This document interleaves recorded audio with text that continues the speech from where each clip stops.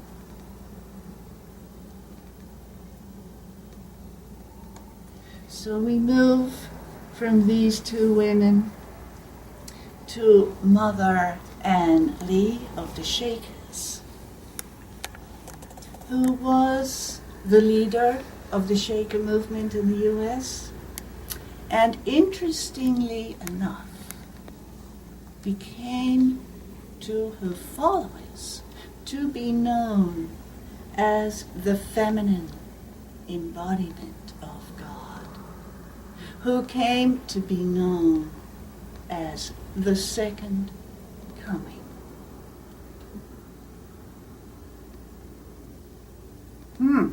How did that happen?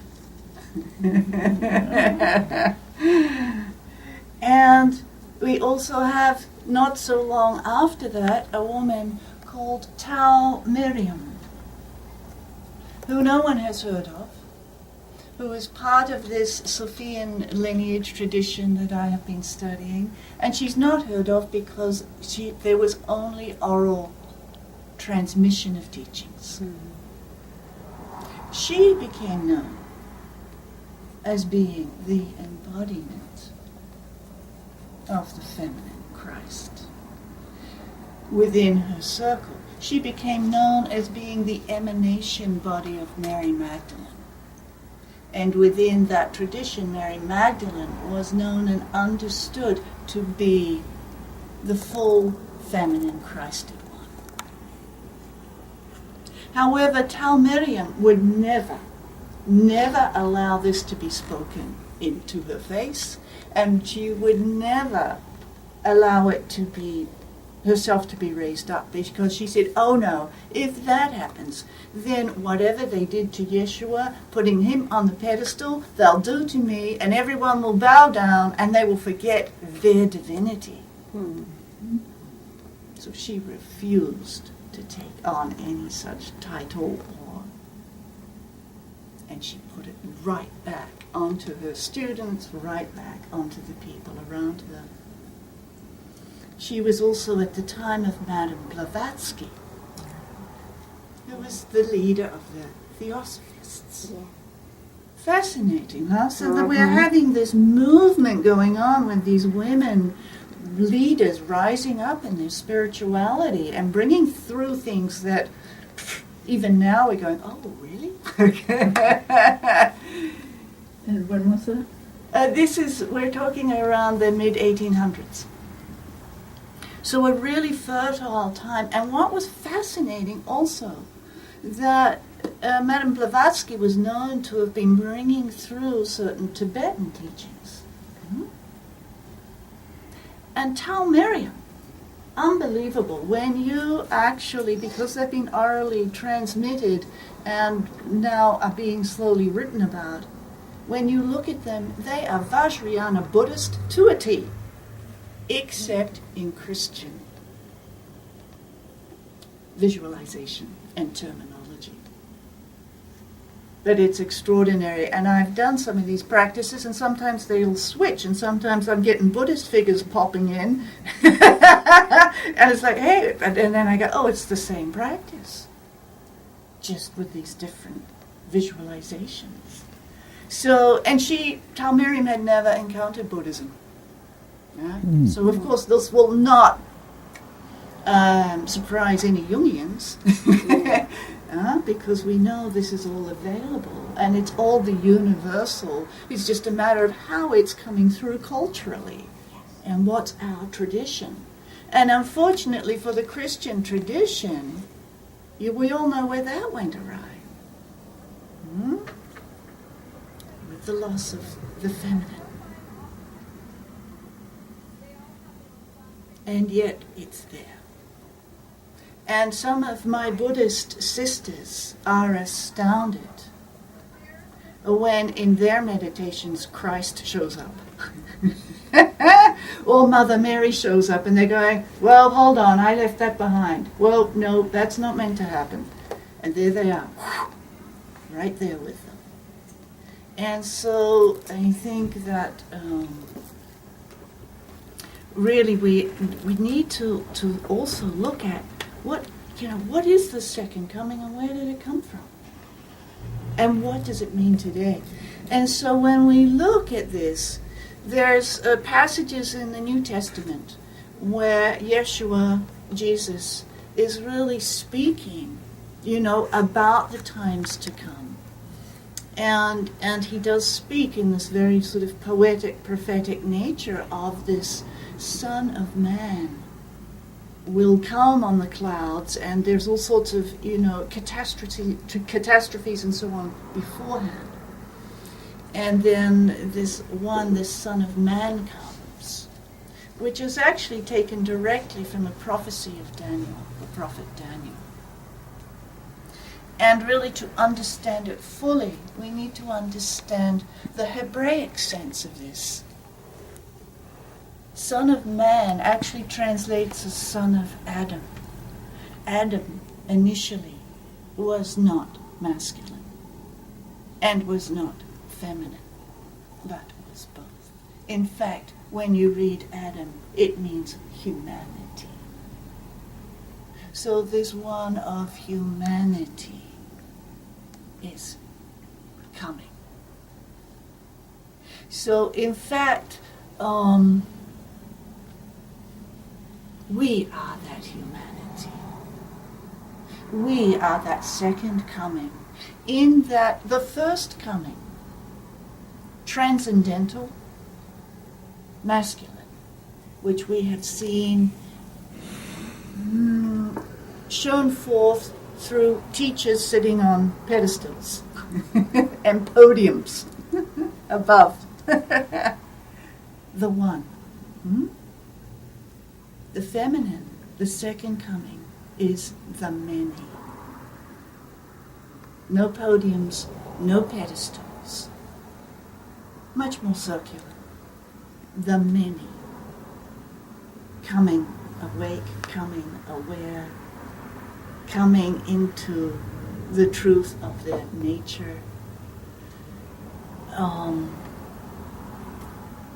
And we need the balance first. Before we can get to that full humanity, we need, because we've been in such a masculine-oriented way, we now need for the feminine to truly rise and to truly be embodied, so that there's a meeting, a real equal meeting, joined in androgyny, so that then that true sense of humanity is known and understood.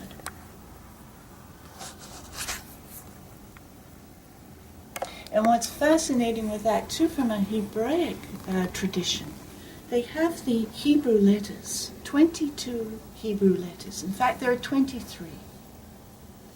And these letters are known as energy intelligences. So they're the energies that have created the world, that have created us. They're the energies that are in creation for us to embody, for us to realize. The 23rd letter is known as the missing letter. And there is a legend around that when Moses came down from the mountain with his tablets, there were 23 letters on the tablets. But when he came down and the golden calf thing was going on, the tablets got smashed. And at that point, all the letters went back to heaven. So Moses goes back up the mountain. He gets another set of tablets. He comes back down, but there's only 22 letters. What's the missing letter?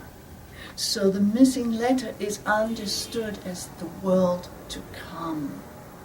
And it's understood as that time when masculine and feminine join and create something other. So it's quite beautiful. We also have Maitreya, the second coming of Buddha. What's interesting is that often Buddha, the second coming of Buddha, is portrayed not with legs Sometimes he is with his legs up, but mostly with feet on the ground. Either sitting in a very Western-like, actually sort of throne, or standing on the ground. So this speaks also to embodiment. And when looking at the tree of life, the one that is on the ground is daughter, the one closest to earth. She is known as the feet upon the ground, the daughter. So there's all sorts, there's even somebody here in California, I believe, who's saying he's Maitreya. And the Baha'is thought their leader was Maitreya, and there were numerous Chinese leaders who were saying they were Maitreya, So I'd be very interested to see if Maitreya is not a woman. But also in all of this, I think the one thing that's really important is that we don't get bound in the expectations of what previous generations were. So, for instance, we have with the mother Anne Lee, that they thought that she was the embodiment, that she was the second coming. And then there was talk about Tal Miriam. And then there's this need, though, for a fluidity, right? That we can't have these set teachings. Maybe this is what they thought then, but then we've got to allow for them to move and shift and change, which is very feminine, very fluid, very flowing, not static, not straight, not one rule or law for 2,000 frickin' years. We're different now. And so then, in the Gnostic tradition, they started saying, actually, we don't think it's just one woman. And actually, we're starting to think it's not even just women that this is going to be coming through. But it's going to come through all of us. Yes. Masculine or feminine, male or female. So it's not just one way. So we're back to that moving from one, the transcendental one, to the immanent, right here on earth now, many. And of course that many and that one are going to dance beautifully together and then rise into something other. Perhaps the New Jerusalem that is spoken of. The new world. Who really knows how it's going to manifest? Whether it's going to manifest on this earth or in another plane. Who knows? I do hope that if it is manifesting on another plane, that this earth will certainly get the benefit from it.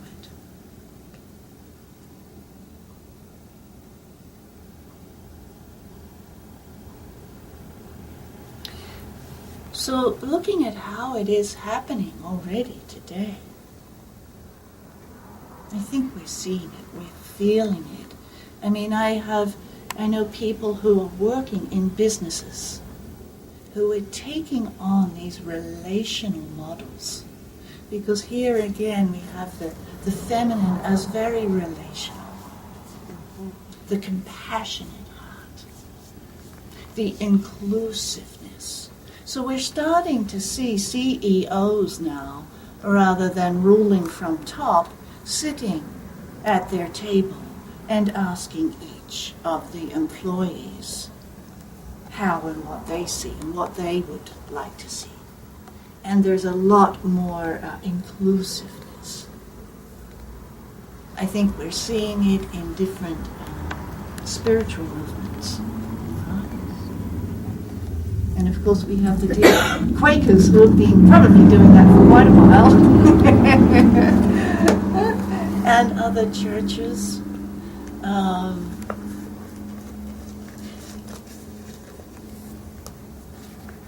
I think we're all feeling it just simply in our own hearts.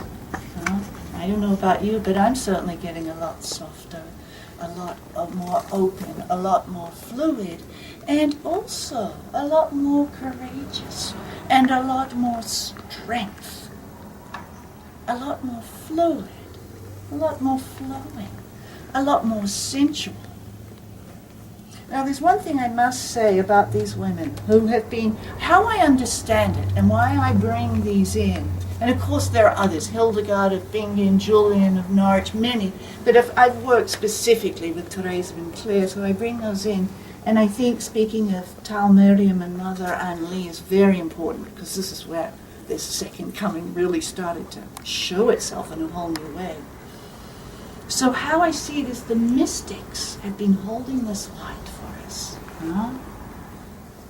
I mean, how is it that Claire of Assisi speaks about transforming your entire being into the Godhead itself? And very fascinating, she uses Godhead and not just God. So it really posed the question, so what's the difference really? What's God, what's Godhead? And so there is an understanding that God is the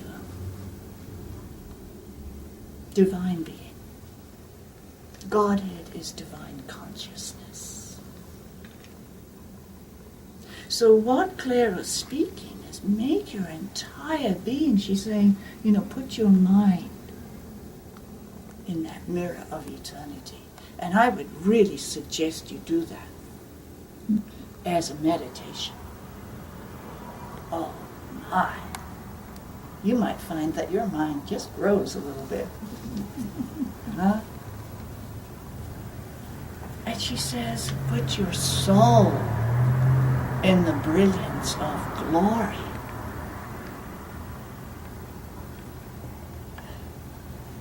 Now the resurrection body of Yeshua can be understood as the transfigured body, as the transformed body, as the glory body. Which, by the way, in oral traditions also said that Mary Magdalene was also able to move into this same transfigured body. Which means, so are we.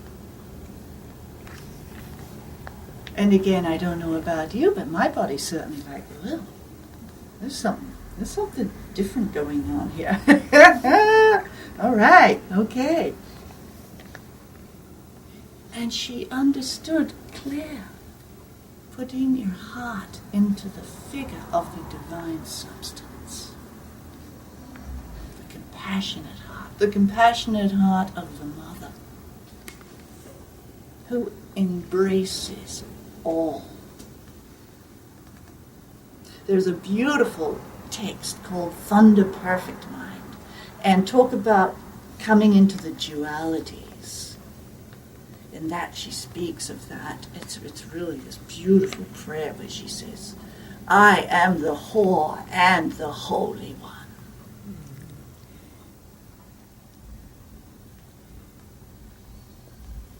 And the whore embraces everybody. And so does the Holy One. So where is the difference? There is no duality. And as I commend these women holding this, I also have to say that the sexual being and nature of the human one also needs to be on it. Because that is where a lot of power resides. And we don't have to look very far to get that verified. What do we see with religious leaders when they really get into the power? Oh, could be a crumbling, stumbling block with the sexual piece. Because that's the final frontier. Can you still hold and maintain your true integrity and your true holiness and power? And embody your sexuality. Oh, whoa, oh, some teeter. Boom.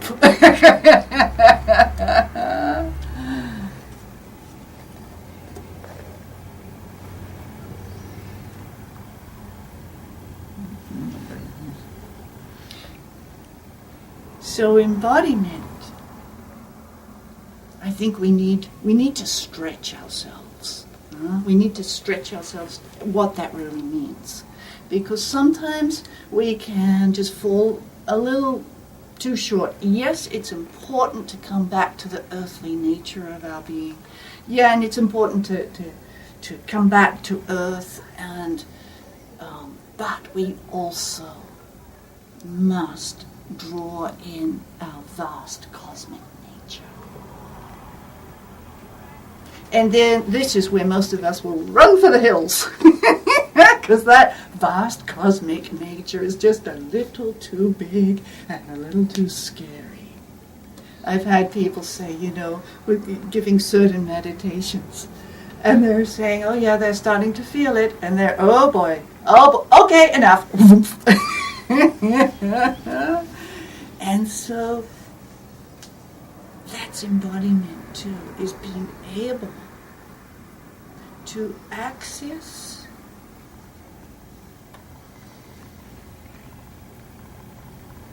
divine energies at will. So I think we all have our meditation experiences where sometimes they're like, whoa, that was great. But sometimes they can be very spontaneous. And the thing is, do we know how to get back there? Do we know how to then bring that energy in and ground it? Here we are, back to the feet, back to the daughter, back to the Buddha with the feet on the ground. Back to the immanent. And can we live it? Because we all know, right? We've all had these wonderful experiences in meditation, and then we go out and we're an absolute ass. It's like, hold on, what happened? And that temper will fly, or something will happen. And it's like, whoa. So how do we ground? How do we ground and make a reality the vastness? Now, there's been a beautiful book written some time ago now by, I don't know if I have her name here, Dimitra George. And actually she speaks something quite beautiful and much more complex. She obviously is very gifted in astrology. But she speaks about Yeshua as bringing in this compassion, this inclusiveness. And quite frankly, I think he was the first feminist. Mm-hmm. Right? Yeah, absolutely. Absolutely he was. And she says, but the people weren't really ready for him. They weren't ready. And she says, and it makes sense, she looks at some astrological sense of the Pisces time, bringing in this compassion, bringing in the fluidity, bringing in forgiveness, all these beautiful qualities. And she talks about it lasting for this 2,300 years. And then she says, and of course this was a time of the masculine and the solar. So she actually says, this patriarchy, this masculine we've been living, I was going to say enduring, was needed. Because before then was matriarchy, so it needed to rise. And of course, when things rise, we're going to get some distorted views, right? Just as we get distorted views of feminine. And then she says, now we're going into this cusp of a 40,000 lunar goddess time. So hang in there, everyone, because, and this is what I'm seeing, that this is rising. So she was so beautifully and very, in much more detail, just pointing it out in the stars. And she goes into a lot of detail, actually right way back. And she plots these different ages of like, oh yes, here was matriarchy, here was the patriarchy, here was this, and now we're going into here. So she was saying it's, it's somehow, there's this sweeping of energy, there's this coursing of divine will moving through us all. And I mean, quite frankly, I am totally looking forward to the day when we will no longer speak of divine and human, or even masculine and feminine, but we will speak of humanity. And when we say the word humanity, we will know what that means. We will know the inherent divinity within that. We won't need to separate it. We won't need to say this or that anymore. But when we speak humanity, and it's also too, in the Kabbalistic system, there's the primordial human one, Adam Kadmon. The primordial human one, who was the very first creation.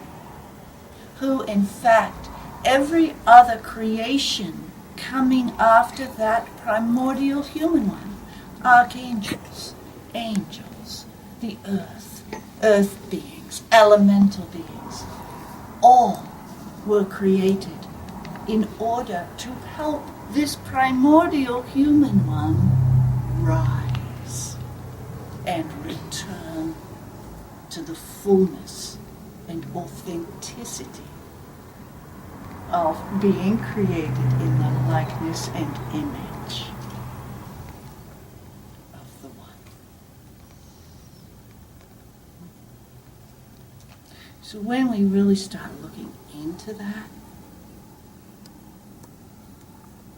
we also understand that those energies that are within the angels and archangels, those energies that are within the masters and the divine beings, are also within us. Now, the question is, do we know how to access that? Can we even believe that's true? I know I've had all sorts of different voices come up around those. Even to the point of having very ancient-looking clerical figures coming, calling me heretic, and all sorts of things to dissuade me from this truth. But as Mary Magdalene said to the apostles as they were crying after Yeshua disappeared, going, oh no, now he's gone, and oh my God, well look what he did to them. I mean, look what they did to him. And so they're probably going to do the same to us, and like maybe we should just go and hide. And Mary Magdalene stepped in and goes,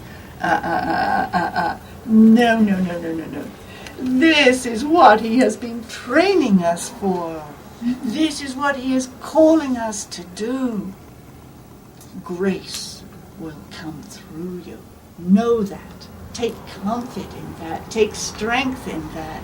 And stand up and be who you are called to be. An authentic human being.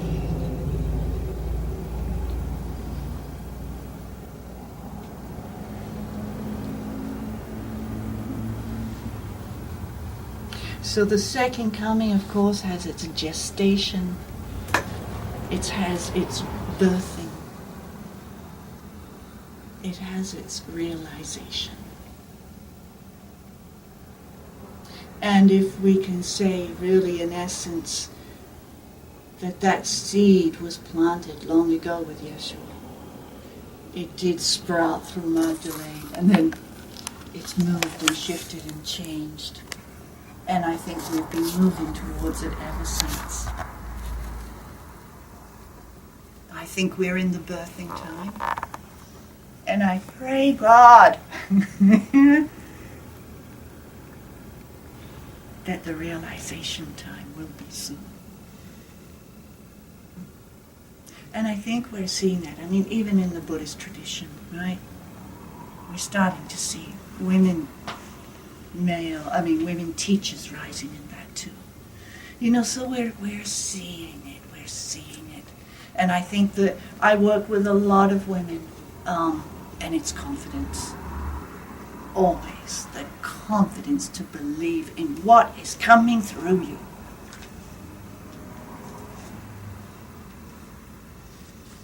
Doesn't matter what anyone else is doing. Doesn't matter what anyone else is saying. What is coming through you? Because what is coming through you is not going to be coming through anybody else. Ever. There's a beautiful, beautiful early Christian prayer, which I love and adore and say it often.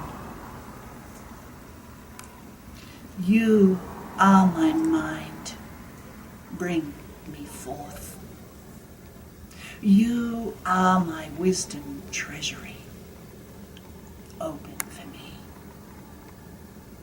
You are my illumination. Take me to you. Grant me what no angel's eye has seen, no ruler's ear has heard, and what has not been given to the human heart. That is what is mine, what is to come through this human heart. And I think the most important thing, it doesn't need to be big and grand, vast. You don't need to be making these big gestures. It can be very quiet. It can be very simple, very present, very loving. And that is what I'm finding a big difference between the masculine understanding of power and the feminine understanding of power. When I go into the masculine understanding of power, it is a force. And so this is wonderful to be able to enter into that.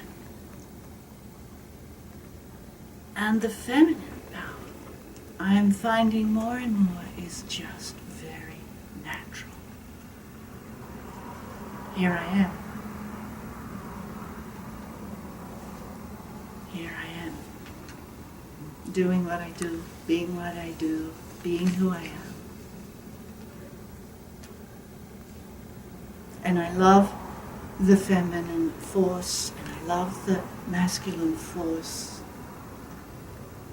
The masculine to me gives great focus, great concentration, great, in Hebrew, kavana, concentration, power, and totally can aim to its target and go. And my feminine is dancing and fluid and circular and just sensual. And so when these two come together,